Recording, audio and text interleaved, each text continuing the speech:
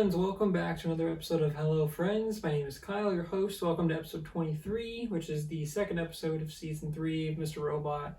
If you haven't seen the show before, we're just doing a recap of each Mr. Robot episode. Probably one of my favorite shows. We got the background here. We are doing a score and a White Rose Award, which is going to go to the Best Actor Actress. But yeah, this is episode 23, Torn Apart.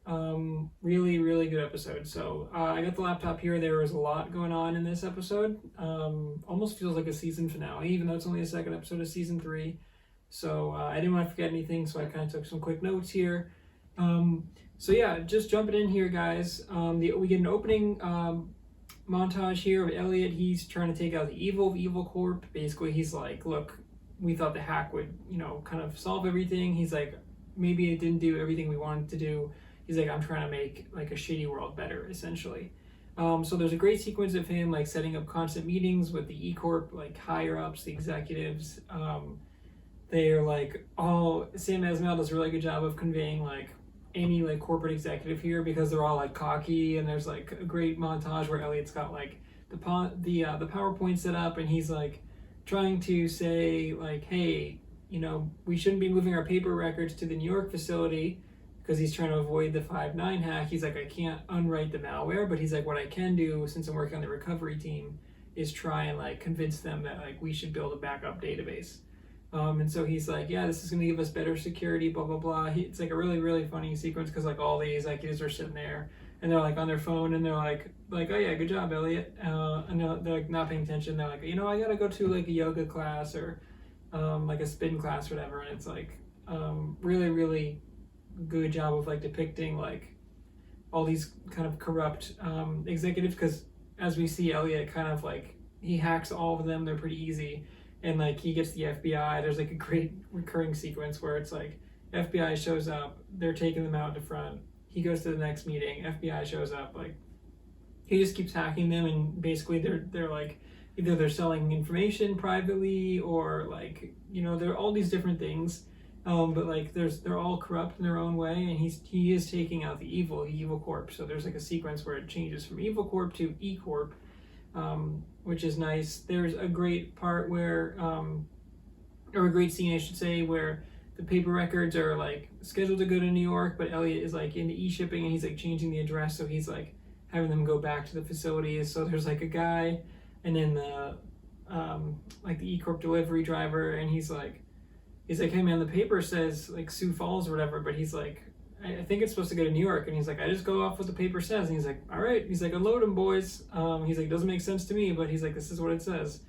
So that's really cool. And Elliot is really trying to stop Stage 2, because as we learned, Stage 2 is moving all of E-Corp's paper records. Elliot does confirm in the beginning here that they've moved 17 of their 71 facilities or their paper records to the New York building. And then, as we know, Stage 2 is they're going to blow up that building, killing innocent people as well. So Elliot is like, I can't override the code, but I'm going to try and do everything I can to sort of work around and prevent that. So that's all good and fun. It's like very upbeat. So it's a great sequence, and Elliot, we reveal he's like popping Zoloft. He's like buttoning up a shirt. It kind of reminds me of like when he was working at Allsafe, but because like he goes in there, he's got like his name tag, and he just got a job. It's a little weird that he just has a job at E-Corp. Like he mentioned to Angela that he needs a job, and she just said, I don't know if I can do that, but then he just gets it. So we kind of skip over that part. I would say that's maybe like a small plot hole, but we don't really need to see Elliot like getting interviewed. I think it would have been nice if like, I don't know, there was like a funny interview scene where he was like really awkward in the interview or something, but we kind of skip over that. It's kind of plot armor, but Elliot works at E-Corp now. It's all well and good. We get the Mr. Robot, it's like, I think like a fire scene that opens up for the title card. But then it turns out that Elliot's like, you know what, I haven't been honest with you guys. He's like, it's not all like good. And he's like, great scene of Rami like crying, where he's like, it's really powerful, where he's like so depressed still.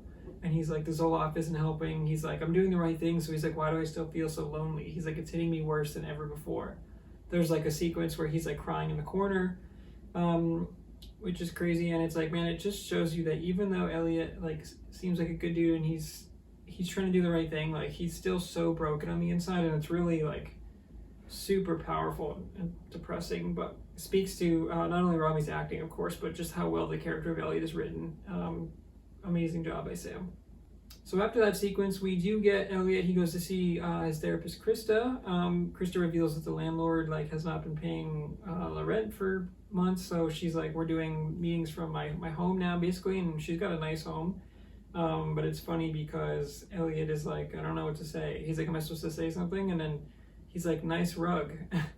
There's a really, really cool aerial shot too that I like, that I want to point out. So it's like above them, and Elliot is sitting to the right of the couch, and Mr. Robot is always really intentional with their amazing camera shots or off-center shots. But like in this aerial shot, Elliot is to the right, he's sitting on the right of the couch, and then Krista is in the center, but instead of sitting directly across from Krista, he's sitting to the right, so he's like not quite ready to, like, he's there with her one-on-one, but he's not ready to like directly interact with her or like open up just yet, which you find out in just a bit here. So Elliot tells Krista about the Kevin McAllister snowman that he built with Darlene, and we find out this was the same day that he was pushed out the window. And this is crazy because he reveals to Krista that, he's like, oh, it was the same day as my accident when my dad pushed me out the window. And Krista's like, Elliot, what are you talking about? And Krista apparently does not know about the accident. And to me, this was kind of shocking too, because he's told us, the audience, so many times that, and we've seen Krista, so I kind of like correlated those two together. And I was like, of course Krista knows about that. But I mean, I'm not going to go back and look at the episodes. I'm sure it's accurate, but this really is the first time that Elliot is telling Krista, like, no, my dad pushed me out the window, as Elliot remembers it. And he's like, I broke my arm, we went to the hospital. Krista's like really disturbed by this. She's like, dude, you never told me this, and it's like a big event. So that's like a big reveal there. So then we cut to Joanna Wellick, who goes on I think it's like the Cody Show or something. She goes on national TV. And we find out here that Scott Knowles confesses to murdering Sharon. So this was a little confusing to me. I know that we saw last time that obviously she went and instigated Scott, and they got in a fight, and he like beat the shit out of her basically. And then the boyfriend was really upset, and she's like, well, what you're gonna do is testify against Scott for me. So I'm guessing that like the test that like when he testified, that like framed, it says Scott Knowles confessed to murder, but I think it was more like he was framed for the murder. So this is big because we find out that Scott is now like the main suspect, or like has been like apprehended for Sharon's murder, which obviously he did not commit. Obviously we know it's Tyrell Wellick.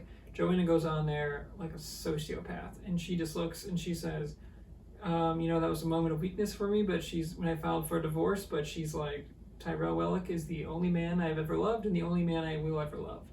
And she's like, I have rescinded my divorce papers. And I'm like, man, Joanna, you are just, it is hard to root for you, man. Stephanie Corneliuson does a great job as Joanna, but like, man, that character is really well written, but she is so hard to root for because she is just evil, and she is just like, she's just a pathological liar, and she will do whatever it takes to put herself in the best position. We'll come back to that in just a bit. So we get a new F Society video, but obviously we've seen Darlene in the past wear the F Society mask, but obviously it's not Darlene this time, because as she's kind of being held hostage or being held by the FBI, this video releases. So it's Dom and Detective Santiago and Darlene, and they're like, oh, that video came from the same Vimeo account that the last one did. And she's like, okay, Darlene's like, okay, well, Cisco must have given Dark Army like the access. Like, she's like, it's not that big of a deal. She's like, big whoop. And then they're like, no, like Elliot's working with Tyrell Wellick. And Darlene's like, I don't know what you're talking about, dude. She tells Dom to get woke. She's like, it's not happening. And then that's when Dom is like, actually, she pulls up the computer and she plays the file, which is like Prison Call. And then this is the infamous Bonsoir Elliot. This was when we originally saw Elliot pick up the red phone in the house, which we thought was the house. Well, now that we found out that Elliot was actually in prison, this was a recorded prison line. So this is basically proof that Tyrell and Elliot have been in contact, have been working together. Darlene had no clue. So it's kind of confirmed here. And this is, Darlene's like, man, I thought I knew my brother, but there's a lot more going on here than I thought. So just an interesting tidbit there. We cut back to Joanna, who is just like, again, just a psychopath, because she's like got a smile on her face. She thinks she's good. Her driver's like kind of bringing her home. She's looking at her baby. She's like, man, she basically thinks that she got away with it, like with murder, literally. And she got away with everything. And, you know, she's like, life is good. Well, life is not so good. Because we find out that they're being followed. The driver pulls over, and it turns out that the car following them was the boyfriend. And the boyfriend has been drinking a little bit, and he's like in the street and he's yelling. And he's like, man, she lied to me. She told me that if I testified against him, that we would be together. And I'm like, man, this poor boyfriend, he's getting like the Ollie treatment for me, where it's like, he's been clueless the whole time. Joanne has never been nice to him. It's clearly just like hooking up and have about sex. And every time he's tried to be like, hey, be my girlfriend, come to the party, or hey, we should be in public, she's turned him down every time. And this poor guy is just like, no, we're gonna be together because, you know, you don't love Tyrell anymore, and he's just clueless. And so it's like, it was very clear from the start, especially with like everything that's going on, that like, dude, you're just a fuck buddy. Like that's all you are, really. So he's heartbroken. The driver pulls out and he's like, punches him in the stomach. He's like, listen, he's like, you forget this night happened? He's like, go and find a nice girl. He's like, whatever it is that you are, he's like, someone will find you charming. And I was like, damn, dude. But clearly that guy's pissed off. The driver gets back into the car. He's like, all right, it's time to go. And then we get a side shot where the boyfriend actually has a gun and he shoots the driver. And then he shoots Joanna right in the head and kills her. Somehow the driver survives this, and on his last like dying breath, he actually ends up shooting the boyfriend. So the three of them actually end up dying. The poor baby is crying, and it's got like blood on the forehead. We later find out that Dom and Santiago were the first ones on the scene there. Don't know how they were like in the area or what happened, but they take the baby. We cut immediately to a gross scene. Gross personally.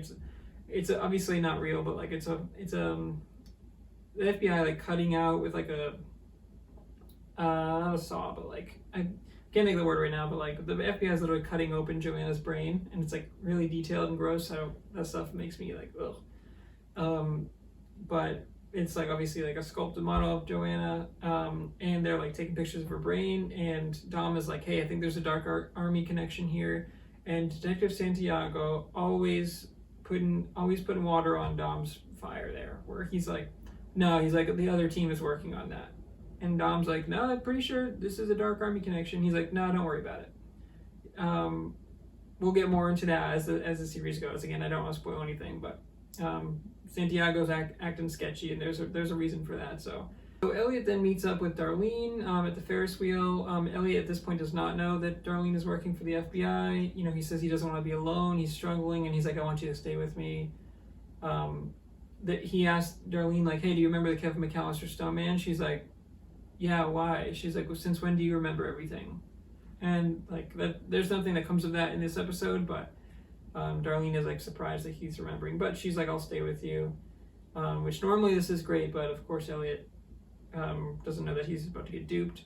We cut to an opera house here. Philip Price is giving like a conference or speech, and he's like, look, e-money is like the new currency. Basically, he's like, it's replacing US dollars, where he's like, this is the world currency, and he's like, everyone has signed the accord that e-money is going to like take over except for China. And he's like looking right at BD Wong, and BD Wong's or Minister Zhang, I should say, he's in the audience, and he's like, you know, China needs to sign this because they are basically starting a currency war, and they're objecting to this.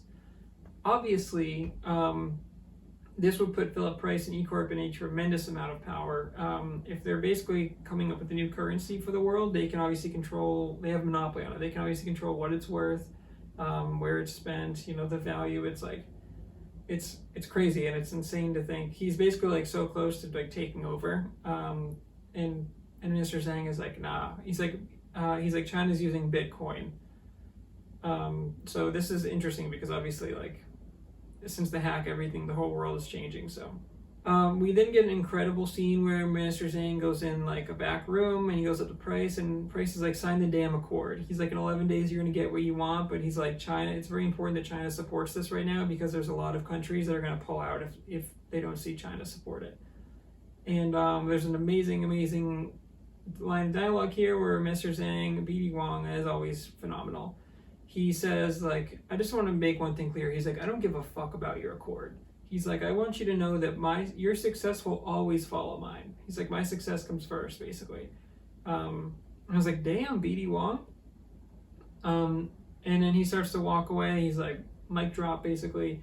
Philip Price is like, hey, just so you know, he's like, maybe the the board changes their mind in 11 days on that precious UN vote that you're looking for so much. And BD Wong is like, okay, I see what you're saying here. But basically, it's like a pissing contest, and the acting here is just like, man, whenever these two get together, it's like two heads clashing, and it's just like, it's like a heavyweight boxing match. It's crazy. It's always so fun to see. BD Wong also does say here that he got to speak to Angela finally, and he's like, I want to put a bullet between her two eyes, but they are mesmerizing. And I'm like, oh, that's really cool. Obviously, BD Wong was referring to when he met Angela as White Rose in the Red Room a couple episodes ago. So that was really, really cool to kind of tie those things together as well. And to see how Angela is like the connecting piece between the two of them. We do get a quick scene where Darlene ends up like hacking Elliot's computer in the middle of the night, but Elliot catches her and he's like, what are you doing with my computer? And he freaks out. He actually turns into Mr. Robot here. He like pins Darlene up against the wall and she's like, oh, it's him, isn't it? Like she knows she's not talking to Elliot right now. And, she's like, stay away from me, you psycho. And it's like scary to see like how much Mr. Robot is different from Elliot there. She's like, stay away from me. She like runs out there. Then Elliot goes to see Krista, but this time Krista asks if she can talk to Mr. Robot, or she's like, can I talk to him? And he's like, there's like a great scene where like it zooms in on Elliot and then it zooms out and it's Mr. Robot. There's a really funny quick bit where Mr. Robot's like hitting on Krista. He's like, well, he didn't say you were hot. And he's like, for a therapist, you're pretty foxy. And she's like, thank you, but I'd rather talk about you. And Mr. Robot like goes around the room and he's like looking at the books and he's like, everyone thinks crazy is sexy. And he's like, what does he call me? And she goes, Mr. Robot. And he's like, labels. He's like, I can't believe you're still calling me that. This is really cool. It starts off kind of friendly, but then, Mr. Robot talks about how they're compromised now, they're torn apart. Which is why I wanted to name the episode that. He's like, we're not a whole anymore. He's like, I'm seeing things that Elliot's not seeing. He's like, man, this was so much easier when we were just one. And everything has kind of changed since Tyrell Wellick shot Elliot. And in the previously asked of this episode, Elliot does say like, did Mr. Robot die when I was shot and not me? So it's like that bullet, whether it was metaphorical or physical, it's like it did change things, and now there's not the strong bond that was between Elliot and Mr. Robot. That's now severed, and it's like it's either one or the other, and it doesn't seem like Elliot has much control over when he comes and goes, and control is an illusion, as we know. So Mr. Robot also does mention that he knows that they're compromised here, but Elliot's like, I don't know what the hell you're talking about. We get a quick scene where we confirm that the FBI can now mirror Elliot's computer. They're like, oh, great job, Darlene, and Darlene leaves. But then we go to a quick limo ride with Minister Zhang and his right-hand man. And Mr. Zhang is like, hey, I want stage 2 to happen no matter what. And he's like, I want it to happen on the day of the UN vote. And his right-hand man is like, but sir, he's like, there's serious implications. He's like, why would you want to do that? He's like, if we get the vote, then from the Congo, then we can move our operations. And he's like, there's no point in stage 2. He's like, stage 2 is going to kill people, basically. He's like, why would you still do that? And he's like, because Philip Price, Zhang says it's time Philip Price's hand got slapped.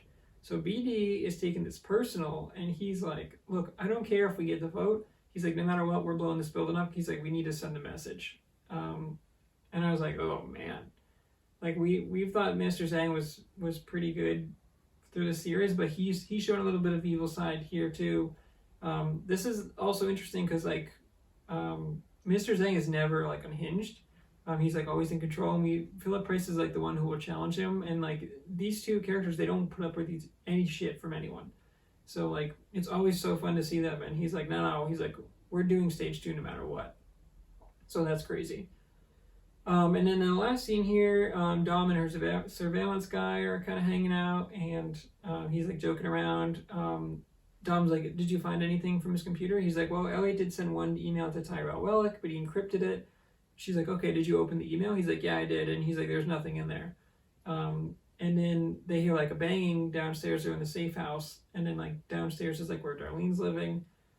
And we see like a hooded figure, and we know like Elliot's there. So they're like, who is that? And then Elliot shows up, and they're like, oh, that email was not meant for Tyrell Wellick. That email is meant for us so that Elliot could find out your location.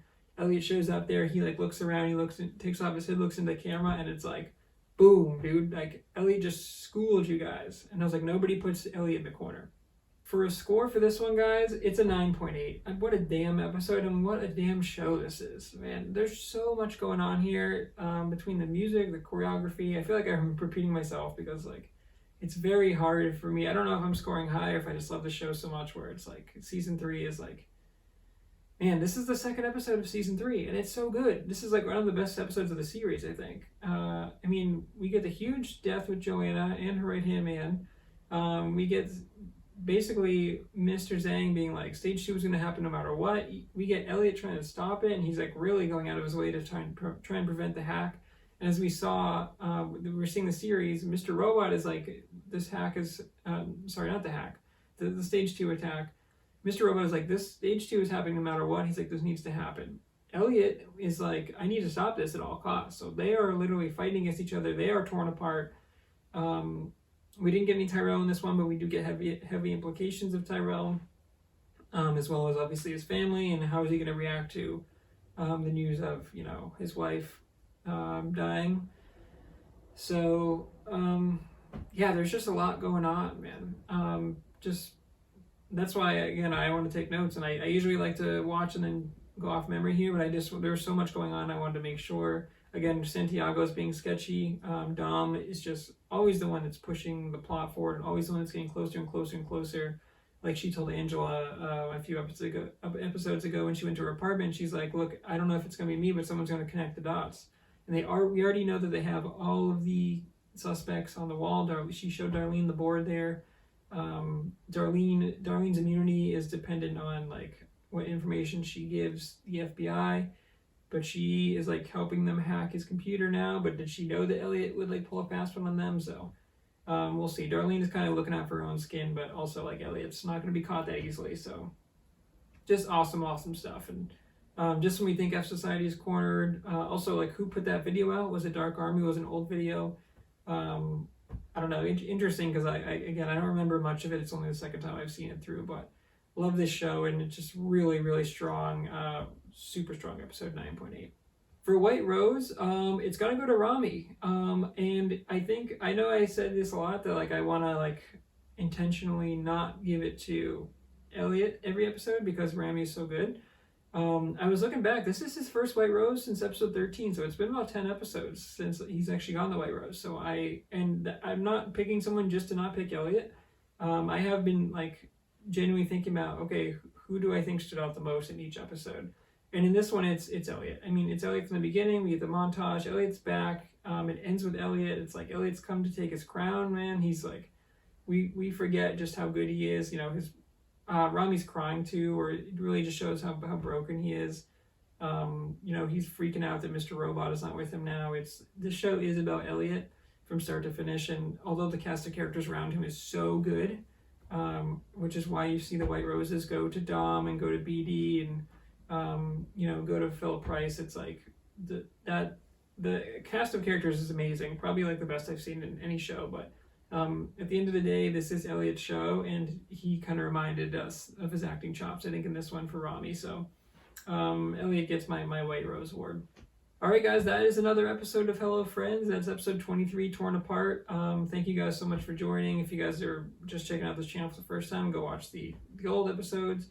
If you're watching the series for the first time, episode 1 was the first video on my channel, so the lighting is poor, the angles are poor, the audio is poor.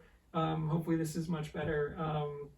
It's been like almost a year now, or 6 or 7 months at least, since that episode aired. So yeah, thank you guys so much for joining me for another episode of Hello Friends. I'm having a blast watching the show, super excited, as we get closer and closer. We are now more than halfway done. And yeah, these last 2 seasons are going to be a blast. So Until next time, guys. Goodbye, friend.